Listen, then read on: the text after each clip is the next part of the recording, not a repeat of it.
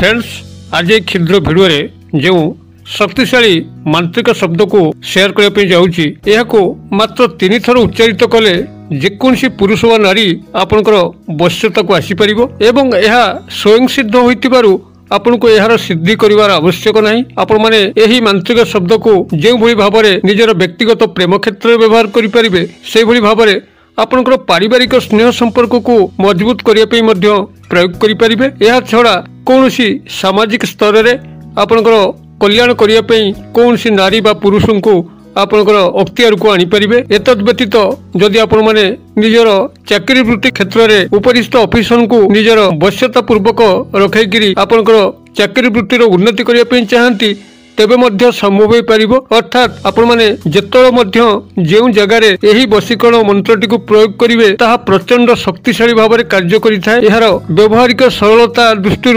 जेभली भाव में सुगम यार कार्यकारिता दृष्टि से भाव में प्रचंड शक्तिशाली अटे। अतएव भिडियो को आपण माने शेष पर्यंत देखंतु। जदि आपण मानक जीवन में किछि ना किछि दुख चली कौन सी संपर्क आपणकर पुनः रूपायन हो पारु नाही तेबे आपण माने यह को प्रयोग करिकरी जेकोसी बा नारी पुरुष को आपणकर अख्तियार को आनिकरी आपणकर अभिष्ट साधन करें। यही अमूल्य तथ्यटी को आपण मानक सह शेयर करने पूर्व क्षुद्र निवेदन जदि आपण यही तंत्र मंत्र भिडियो रे रुचि रखती एवं आम चैनल सह सदा सर्वदा जोड़ी होई रहिबा चाहती तेबे चैनल कड़े थिबा लाल कलर सब्सक्राइब बटन क्लिक करी बेल आइकन क्लिक करी एवं ऑल नोटिफिकेशन पर क्लिक करी चैनल को सब्सक्राइब कर नियंतु जेभली कि आमे जेतळे मध्य आपण मानकर सेवारे यही भली तंत्र मंत्र भिडियो गुडी को चैनल रे पोस्ट करिवु सर्वप्रथम नोटिफिकेशन आपण पाखरे पहुंचीबो एवं से सब को आपण मान देखिकरी निजर ज्ञान को वर्धन करि परिबे एवं आवश्यक स्थले निज जीवन में प्रयोग करिकरी अशेष उपकार पाई परिबे। तबे फ्रेंड्स एबे नजर पकिबा एही मांत्रिक शब्दटीर रूपरेख किभली जहा माध्यम रे कि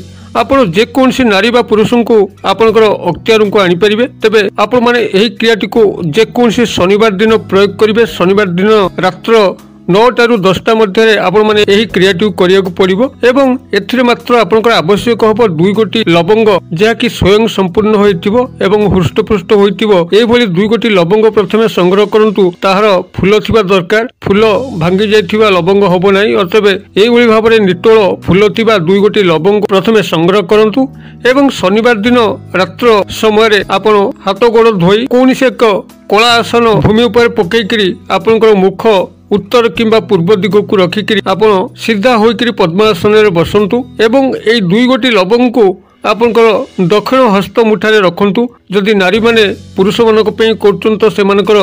बाम हाथ रे एही लवंग 2टी को रखिबे आ पुरुष माने कोनसी नारी को वश करिया पई चाहुथिले से मानकर दक्षिण हस्त रे एही लवंग 2टी को रखिबे एवं लवंग 2टी को रखिकरी आपनकर आखि को मुद्रित करिकरी ध्यानस्थ हुअन्तु एवं संपृक्त पुरुष बा नारी जहाँ को आपण यही वशीकरण क्रिया सामिल करचंती तांको एकाग्रतार सह ध्यान करंतु जेभली कि संपूर्ण भाव में आपणकर एकाग्रता परिसर मध्य को आसीजिबे एवं जेतबेले से आपणकर अंतस्थ चक्षुरे दृश्यमान आपण को हेबे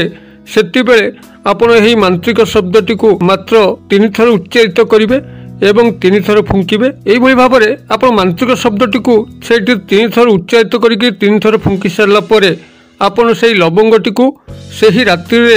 कौन से एक स्थान रे रखिदेबे सकाळ पर्यंत एवं सकाळ जतबेले आपण मानकर होउछ सेतबेले निद्रारू उठिकरी कौन सी किछि कार्यक्रम न करिकरी अर्थात अधुआ मुहेरे दांत न घसीकरी आपण से लवंग दियोटी को नेइकरी जेउ पुरुष बा नारी को आपण एई वशीकरण क्रिया रे शामिल करथिले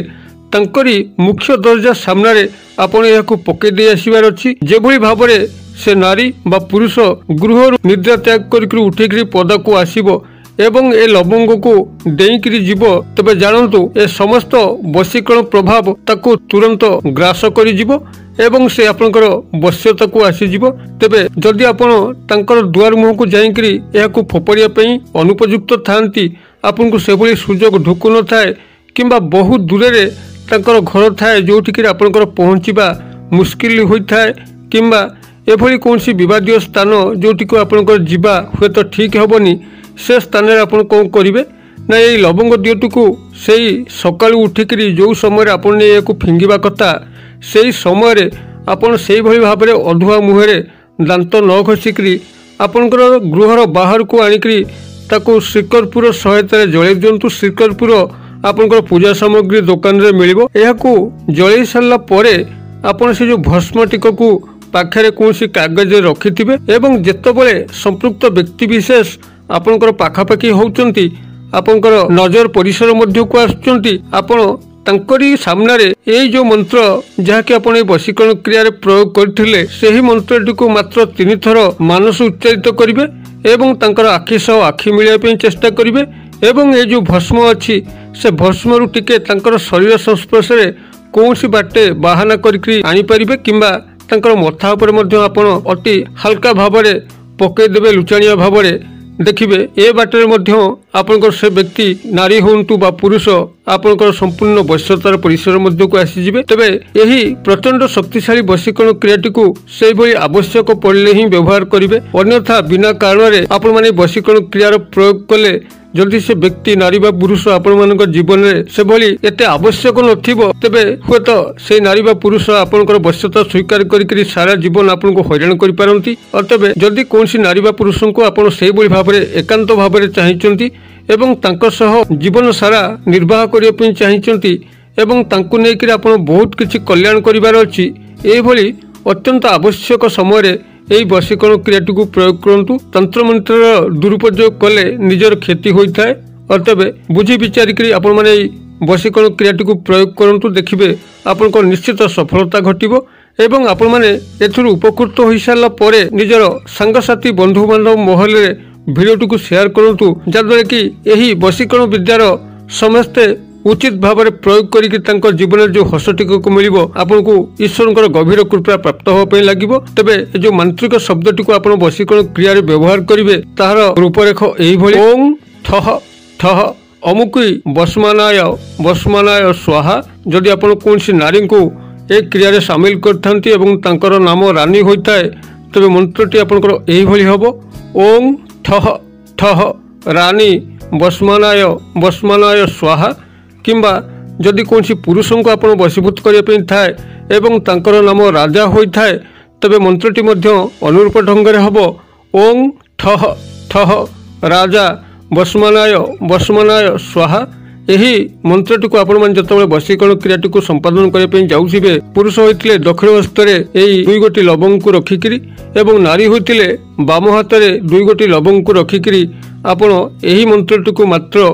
3 थर उच्चारित करी 3 थर फुंक मारे। तेबे उच्चारित करने पूर्व जहाँ मुझे निर्देश करी संपृक्त व्यक्ति विशेष पुरुष बा नारी से गभीर एकाग्रतार सह ध्यान करी कल्पित प्रेममय चित्र को निजर अंतस्थ चक्षुरे देखि सारिकी आपण माने यही मांत्रिक शब्द को व्यवहार करेंगे जहाद्वारा कि आपन को तीव्र सफलता प्राप्त होगा लगे। भिडियोर क्षुद्र परिसर मध्य मत यही विदाय दिंतु पुणी आपण देखा